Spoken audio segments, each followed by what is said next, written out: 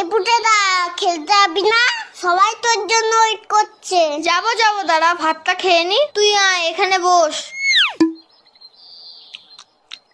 এই পুটেদা তুই এত ভাত খাচ্ছিস? আরে না মা বেশি দিয়ে ফেলেছে। ও মা, ভাত তুলে নাও তো, এত ভাত খাবো না।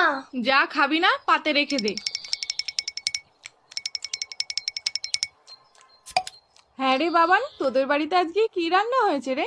মাংস মাংস। তাহলে পুটে আজ দুপুরে মাংস ভাত খেতে যাব বাবানের বাড়িতে, কি বলিস? কেন তোমাদের বাড়ির রান্না হয়নি? হয়েছে তো, কিন্তু তোদের বাড়িতে তো মাংস হয়েছে, তাই যাব।